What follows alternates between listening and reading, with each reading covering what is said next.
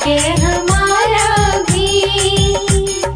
जैसे सबको दिया सहारा देना साथ हमारा भी।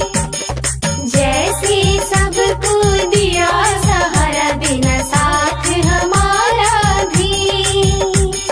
लिख देना हो गणपति भाग्य हमारा भी।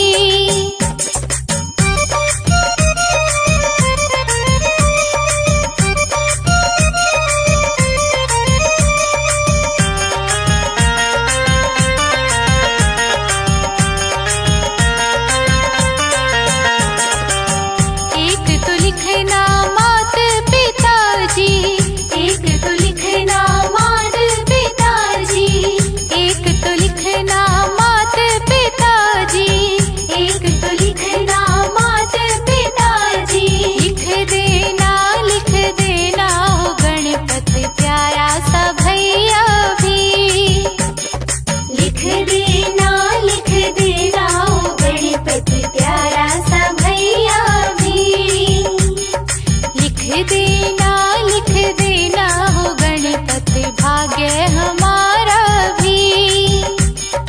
लिख देना हो गणपति भाग्य हमारा भी।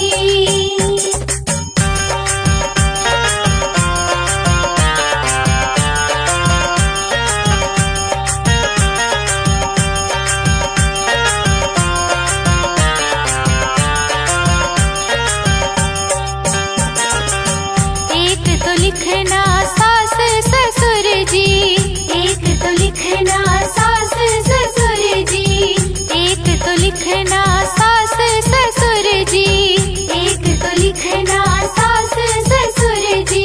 लिख देना हो गणपति प्यारा सजनवा भी। लिख देना हो गणपति प्यारा सजनवा भी। लिख देना हो गणपति भाग्य हमारा भी। लिख देना हो गणपति भाग्य हमारा भी।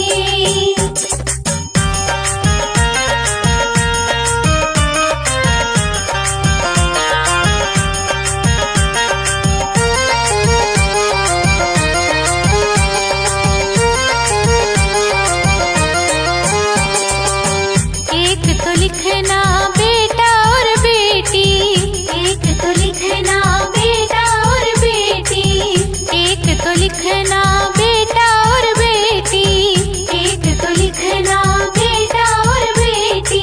लिख देना हो गणपति बेटे को नौकरिया भी। लिख देना हो गणपति बेटे को नौकरिया भी। लिख देना हो गणपति भाग्य हमारा भी। लिख देना हो गणपति भाग्य हमारा भी।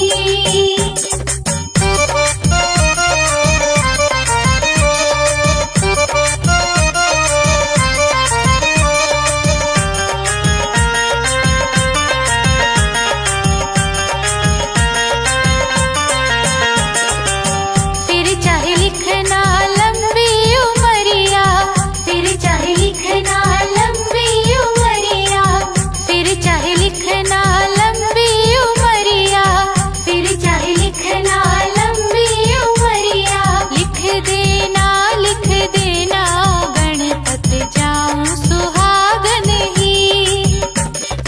लिख देना हो गणपति जाऊं सुहागन ही। लिख देना हो गणपति भाग्य हमारा भी। लिख देना हो गणपति भाग्य हमारा भी।